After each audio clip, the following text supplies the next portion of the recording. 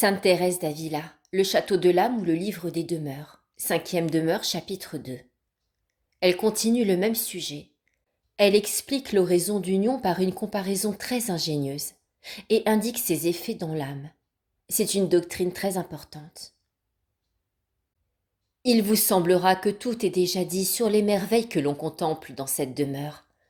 Cependant, j'aurai encore beaucoup à ajouter, parce que, je le répète, il y a dans ces demeures du plus et du moins. Quant à ce qui regarde l'oraison d'union elle-même, je crois que je n'ai rien de plus à vous exposer. Mais quant à ce qui concerne les merveilles que Dieu opère dans l'âme qui se prépare à les recevoir, il y aurait beaucoup à dire. Je parlerai de quelques-unes et je montrerai dans quel état se trouve l'âme après les avoir reçues. Afin de me faire mieux comprendre, je veux me servir d'une comparaison très appropriée.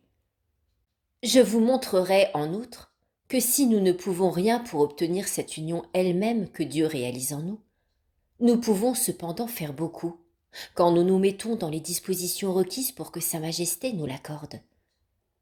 Vous aurez entendu parler de la façon merveilleuse dont se fait la soie, et dont Dieu seul peut être l'inventeur. Vous aurez appris en outre comment elle vient d'une semence qui ressemble à de petites graines de poivre. Pour moi, je n'ai jamais vu cette semence, mais j'ai entendu parler de ce que je vous raconte. Et si ce que je vous dis n'est pas exact, je n'en suis pas responsable. Annotation. Il s'agit en effet non d'une graine, ni d'une semence, mais bien de l'œuf du ver à soie. Le renseignement donné à la sainte n'était donc pas exact. Reprise. Or, dès que les mûriers commencent à se couvrir de feuilles, cette semence se met elle aussi à prendre vie sous l'action de la chaleur. Et tant que l'aliment qui doit la soutenir n'est pas prêt, elle demeure comme morte. C'est donc avec les feuilles de mûrier que se nourrissent les vers qui viennent de cette semence. À peine ont-ils grandi, qu'on place devant eux de petites branches, où avec leurs petites bouches, ils filent la soie qu'ils tirent d'eux-mêmes. Ils font ainsi de petites coques très étroites, où ils se renferment. C'est là que ces vers qui sont grands et difformes trouvent la fin de leur vie. Puis de cette coque elle-même sort un papillon blanc très gracieux. Mais si cela ne se voyait pas de nos jours et qu'on nous la racontât comme une chose du temps passé, qui pourrait le croire? Comment pourrions-nous imaginer qu'un être privé de raison, comme un pauvre petit ver de terre, et j'en dirais autant de l'abeille, fût si diligent à travailler pour notre profit, qu'il fût même si industrieux et perdit la vie à ce travail? Cela suffit, mes sœurs, pour vous aider quelque peu à méditer, alors même que je ne vous en dirai pas davantage. Vous pourrez considérer là les merveilles et la sagesse de notre Dieu. Que serait-il donc si nous connaissions les propriétés de chaque chose? Voilà pourquoi il est très utile de nous occuper à méditer les grandes œuvres de ses mains et à nous réjouir d'être les épouses d'un roi si sage et si puissant. Revenons à notre sujet. L'âme, représentée par ce ver de terre, commence à vivre quand, à l'aide de la chaleur de l'Esprit Saint, elle commence à profiter du secours général que Dieu nous accorde à tous, et à user des remèdes qu'il a confiés à l'Église, comme la confession fréquente, la lecture des bons livres, les sermons. Ce sont là en effet autant de remèdes pour l'âme qui est morte par ses négligences ou ses fautes, et qui se trouve encore dans l'occasion de pécher. Avec eux, elle reprend peu à peu la vie. Elle se soutient par les moyens que je viens de dire et les bonnes méditations. Enfin, elle a grandi, et c'est l'état où je la considère, sans me préoccuper de son état précédent. Or, quand ce ver dont j'ai parlé au commencement a grandi, il commence à filer la soie et à construire la demeure où il doit mourir. Je voudrais vous montrer maintenant que cette demeure pour l'âme, c'est le Christ. J'ai lu, ce me semble, ou entendu dire quelque part, que notre vie est cachée dans le Christ, ou en Dieu, ce qui est tout un, ou que le Christ est notre vie. Mais que la citation soit exacte ou non, peu importe pour le but que je me propose. Par là, vous voyez, mes filles, ce que nous pouvons réaliser avec le secours de Dieu, afin que Sa Majesté devienne notre demeure, comme elle l'est dans cette oraison d'union. Et comment d'ailleurs nous préparons nous-mêmes cette demeure. Je semble vouloir dire que nous pouvons enlever ou ajouter à Dieu quelque chose, car je dis que c'est la demeure que nous pouvons nous-mêmes construire pour nous y introduire. Et quoi? Nous aurions ce pouvoir? Évidemment, nous ne pouvons rien enlever ni ajouter à Dieu. Mais ce que nous pouvons, c'est retrancher de nous-mêmes et donner de nous-mêmes, comme font les petits vers à soie. Nous aurons à peine accompli tout ce qui dépend de nous, que Dieu prendra ce petit travail qui n'est rien, l'unira à sa grandeur et lui donnera tant de prix qu'il en sera lui-même la récompense. Et ainsi, comme c'est lui qui a fait presque tous les frais, il unit nos petits travaux aux grands travaux qu'il a endurés, afin qu'ils deviennent une même chose avec eux. Courage donc, mes filles. Hâtons-nous d'accomplir cette œuvre et de former le tissu de notre petite coque mystique. Renonçons à notre amour-propre et à notre volonté propre. Détachons-nous de toutes les choses de la terre. Livrons-nous à la pénitence, à l'oraison, à la mortification, à l'obéissance et à toutes les autres pratiques de vertu que vous connaissez. Plaise à Dieu que nos œuvres répondent aux lumières que nous avons et aux enseignements que l'on nous a donnés. Qu'il meure, oui, qu'il meure ce ver mystique, comme le fait le ver à soie dès qu'il a terminé l'ouvrage pour lequel il a été créé. Et alors vous constaterez comment vous verrez Dieu, et vous vous trouverez enveloppé de sa grandeur, ainsi que le petit ver à soie dans sa coque. Quand je dis que vous verrez Dieu, je l'entends de la manière que j'ai expliquée et d'après laquelle il se donne à sentir dans l'oraison d'union. Considérons maintenant ce que devient ce ver mystique, car c'est pour en arriver là que j'ai dit tout ce qui précède. Lorsqu'il est élevé à cette oraison d'union, il est bien mort au monde, et il se transforme en un petit papillon blanc. Ô puissance de Dieu, qui pourra exprimer l'état de l'âme après cette union durant laquelle elle a été abîmée dans la grandeur de Dieu, et si étroitement unie à lui pendant quelques instants? Je dis quelques instants, car ce temps, à mon avis, n'arrive jamais à une demi-heure. Je vous le dis en toute vérité, cette âme ne se reconnaît plus. Il y a la même différence entre son état passé et son état actuel qu'entre ce ver à soie difforme et le petit papillon blanc. Elle ne sait comment elle a pu mériter un bien d'un si haut prix. Je veux dire, elle ne sait d'où il a pu lui venir. Ce qu'elle sait très bien, c'est qu'elle ne l'a point mérité. Son désir de glorifier le Seigneur est de telle sorte qu'elle voudrait se consumer et endurer 1000 fois la mort par amour pour lui. Et alors, elle appelle de tous ses vœux les plus rudes travaux, sans qu'elle puisse faire autre chose. Son souhait le plus ardent est de se livrer à la pénitence, de rechercher la solitude. Elle voudrait que Dieu fût connu de tous les hommes. De là, lui vient une peine extrême à la vue des offenses commises contre Sa Majesté. Je parlerai plus en détail de ces effets de l'oraison d'union dans la prochaine demeure. Parce que ce qui s'y passe est presque la même chose que dans celle-ci. Mais la puissance de ces effets est différente dans l'une et dans l'autre. Et je le répète, si l'âme, une fois élevée à cette oraison, s'efforce d'aller plus avant, elle verra de grandes choses. Mais que ne pouvez-vous voir l'inquiétude de notre papillon mystique, bien qu'il n'ait jamais encore goûté autant de paix et de calme? C'est là vraiment un spectacle bien capable de nous porter à louer Dieu, car il ne sait où se poser, ni où se fixer. Après avoir goûté un si profond repos en Dieu, il ne trouve rien sur la terre qui puisse le contenter, surtout quand le Seigneur lui a donné souvent à boire du vin de ses délices, où il trouve presque chaque fois de nouveaux profits. Désormais, il ne compte pour rien les œuvres qu'il a accomplies, quand il n'était qu'un simple ver, et formait peu à peu le tissu de sa coque. Les ailes lui ont poussé. Comment se contenterait-il de marcher à pas lents lorsqu'il peut voler? Il regarde comme peu de choses tout ce qu'il peut faire pour Dieu, tant ses désirs de le glorifier sont intenses. il ne s'étonne plus de tout ce qu'ont enduré les saints. Il comprend en effet par sa propre expérience comment le Seigneur aide et transforme l'âme. Cette âme ne semble plus la même. Sa physionomie est tout autre. De faible qu'elle était pour se livrer aux austérités, elle est devenue forte pour les accomplir. Son attachement aux parents, aux amis, aux biens de ce monde ne pouvait être vaincu ni par ses efforts, ni par ses résolutions, ni par sa volonté. Elle se sentait toujours plus enchaînée. Maintenant elle est tellement libre que c'est même une peine pour elle d'être obligée d'accomplir ce qu'elle doit pour ne point offenser Dieu. Tout la fatigue, parce qu'elle sait que le véritable repos ne saurait lui venir des créatures. Il semble que je m'étends beaucoup sur ce point, mais je pourrais en dire bien plus encore. Une âme qui aura reçu de Dieu cette faveur de l'union trouvera même que j'en dis peu.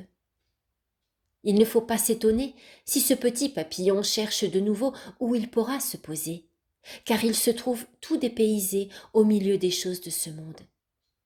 Mais où ira-t-il, ce pauvre petit papillon? Retourner au lieu d'où il est sorti, il ne le peut. Car, je le répète, l'âme ne saurait arriver par elle-même à cette faveur. Tous ses efforts sont inutiles, tant qu'il ne plaît pas à Dieu de la lui accorder de nouveau. Ô Seigneur, quelles épreuves nouvelles commencent pour elle. Et qui l'eût jamais dit, après une grâce si élevée? Enfin, d'une manière ou l'autre, il faut porter la croix, tant que nous sommes sur cette terre. Si quelqu'un affirmait que depuis qu'il est parvenu à cet état, il se trouve toujours dans le repos et dans les délices, je dirais au contraire qu'il n'y est jamais parvenu. S'il est arrivé à la demeure précédente, il aura peut-être eu quelque goût provoqué en partie, soit par la faiblesse naturelle, soit encore par le démon qui lui donne la paix, pour lui livrer ensuite une guerre beaucoup plus terrible.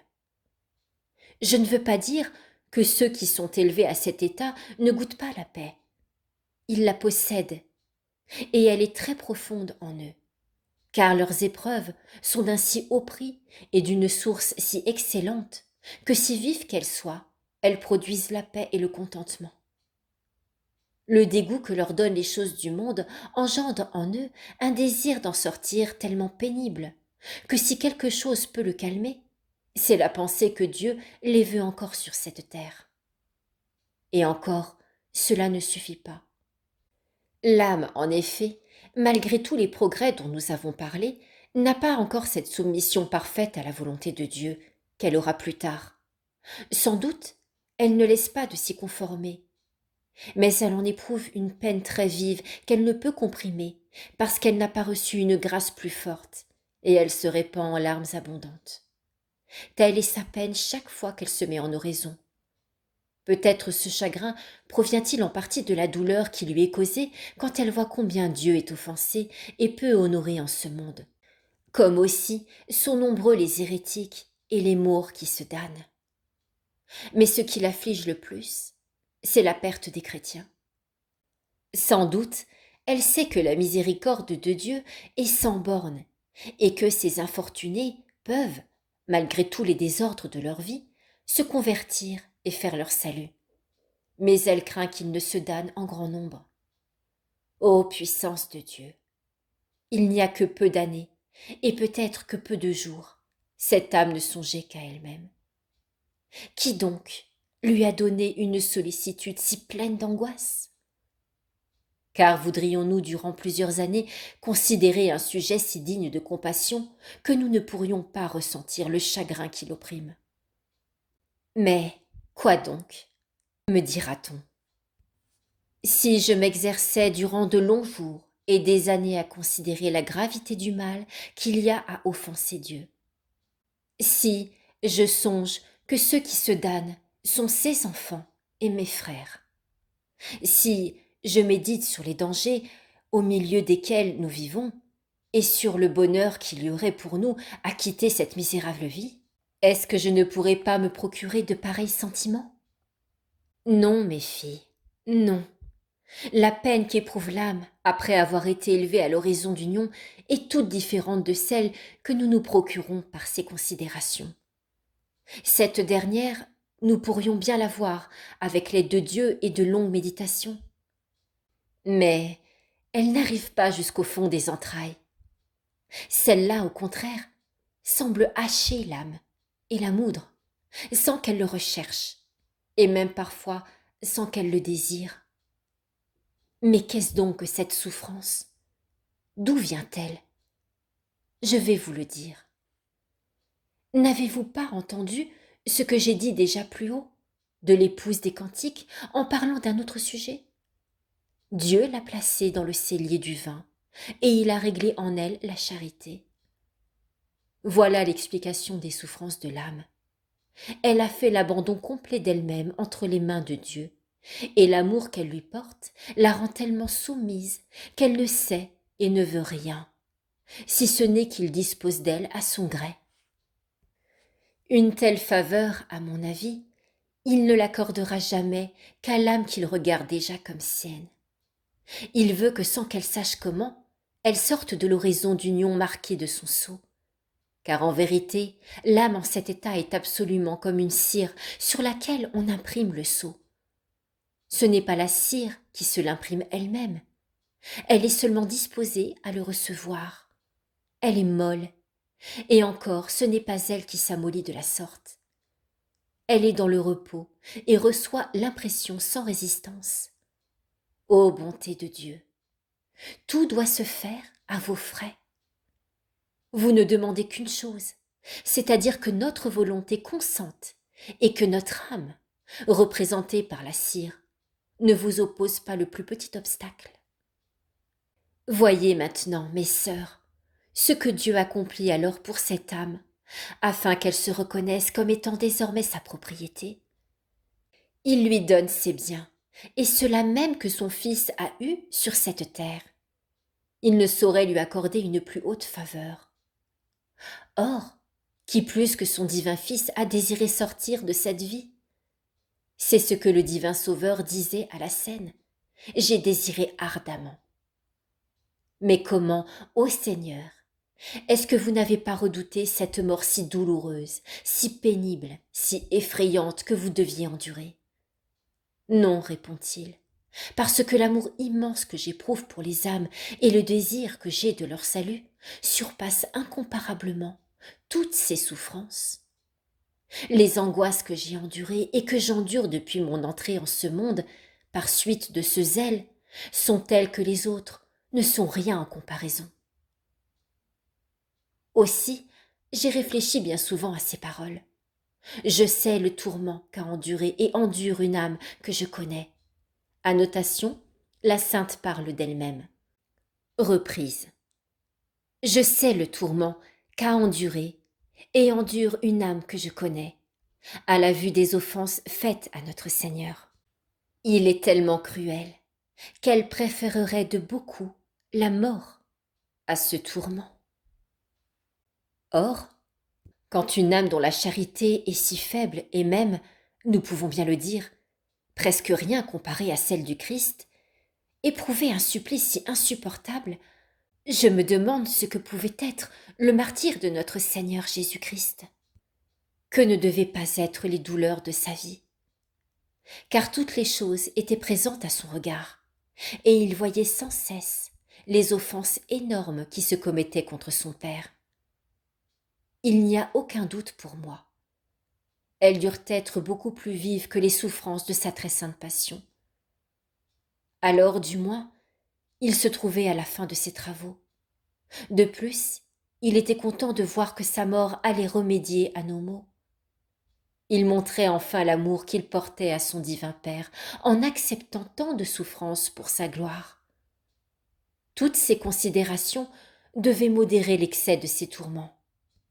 C'est ce qui arrive ici-bas à ceux qui, par suite de la violence de leur amour, ne ressentent presque pas plus les austères pénitences auxquelles ils se livrent et voudraient en faire beaucoup plus, tant elles leur semblent légères.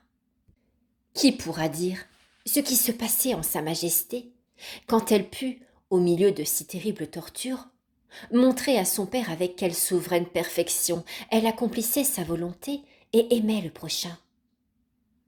Oh, quelle joie ineffable il y a à souffrir en faisant la volonté de Dieu. Mais la vue de tant d'offenses faites si constamment à sa majesté, et de tant d'âmes sur le chemin de l'enfer devrait être, à mon avis, un tourment si terrible pour le Sauveur que s'il n'avait pas été plus qu'un homme, un seul jour d'un pareil tourment aurait suffi pour lui arracher 1000 vies, à plus forte raison l'unique vie qu'il avait.